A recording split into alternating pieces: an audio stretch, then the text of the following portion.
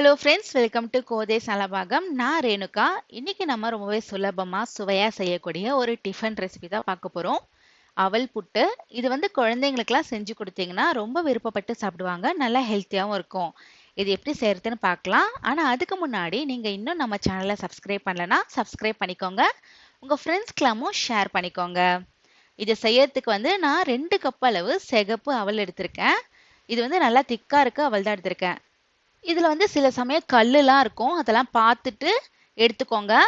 இப்போ இதை நம்ம மிக்ஸி ஜார்ல சேர்த்துக்கலாம். இது கூட நல்ல வாசனைக்காக ஒரு 4 ஏலக்காய் சேர்த்துக்கிறேன். இப்போ இதை நம்ம நல்லா அரைச்சு எடுத்துக்கலாம்.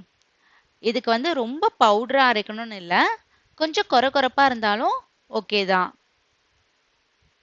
பாருங்க, இந்த மாதிரி நல்லா அப்படியே மணல் மணலா அரைச்சு எடுத்துக்கோங்க. இப்போ இதை ஒரு பவுல்ல போட்டுக்கலாம்.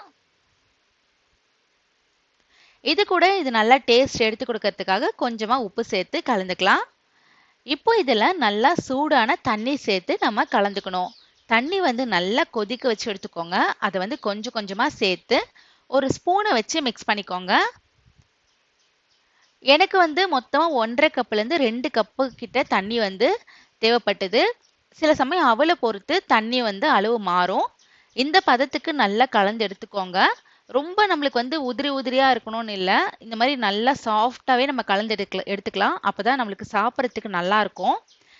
கொஞ்சம் கை பொறுக்கிற சூடு வந்ததும் கையாலேயே இந்த கட்டிகளா இருந்ததுன்னா அதை உடைச்சு விட்டுக்கோங்க.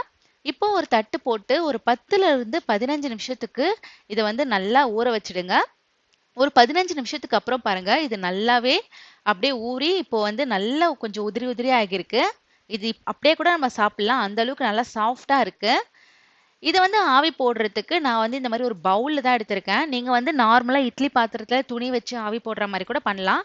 ஆனா இந்த மாதிரி செஞ்சு கொடுக்கும்போது குழந்தைங்களுக்குலாம் கொஞ்சம் இன்ட்ரெஸ்டிங்கா இருக்கும். அதனால இந்த மாதிரி ஒரு கிண்ணம் எடுத்துக்கோங்க. அதுல ஃபர்ஸ்ட் ஒரு லேயர் நல்லா துருவின தேங்காய் வச்சுக்கோங்க. அதுக்கு மேல ஒரு லேயர் நம்ம செஞ்சு வச்சிருக்க இந்த அவல் எடுத்து வச்சுக்கலாம். இதுல இனிப்புலாம் எதுவுமே ஆட் பண்ணல. நல்லா இப்படி அழுத்தி விட்டுக்கோங்க.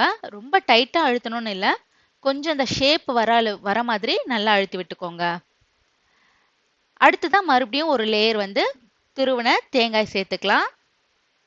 இது பார்க்கறதுக்கு நல்லா கலர்ஃபுல்லா அழகா இருக்கும் இந்த மாதிரி செஞ்சு கொடுத்தீங்கன்னா. இப்போ கடைசியா மறுபடியும் அவல் வச்சு நம்ம ஃபினிஷ் பண்ணிக்கலாம். நல்லா இது ஒரு ஷேப்பா செஞ்சாச்சு. இப்போ இதை ஆவி போட வேண்டியதுதான். நான் இன்னைக்கு ஸ்டீமர்ல தான் இதை ஆவி போட்டிருக்கேன். நீங்க இட்லி பாத்திரத்துல கூட ஆவி போட்டுக்கலாம். இதை மூடி போட்டுட்டு மீடியம் ஃப்ளேம்லயே ஒரு 10 நிமிஷம் வச்சா போதும். இது சீக்கிரமாவே வெந்துடும். இப்ப நல்லா வெந்துடுச்சு. ஒரு துணியை வச்சு இதை வெளியே எடுத்துடலாம். இப்போ இதை பிளேட்டுக்கு நம்ம மாத்திக்கலாம். இது அழகா வெளியே வந்துடும். ஒருவேளை உங்களுக்கு அவ்வளவா வரலன்னா லைட்டா தட்டினா போதும், நல்லா வந்துடும். பாருங்க, சூப்பரான அவல் புட்டு ரெடி ஆயிடுச்சு. இது நீங்க சர்க்கரை இல்லைன்னா நாட்டு சர்க்கரை எது வேணாலும் வச்சு சாப்பிடலாம். நல்லா டேஸ்டா இருக்கும். பாருங்க, நல்ல உதிரி உதிரியா இருக்கு. இந்த வீடியோ உங்களுக்கு பிடிச்சிருக்கும்னு நினைக்கிறேன். பிடிச்சிருந்தா லைக் பண்ணுங்க, உங்க ஃப்ரெண்ட்ஸ்க்கெல்லாம் ஷேர் பண்ணுங்க. மறக்காம நம்ம சேனலை சப்ஸ்கிரைப் பண்ணிக்கோங்க. எப்படி வந்துச்சுன்னு கமெண்ட்ஸ்ல சொல்லுங்க. நன்றி.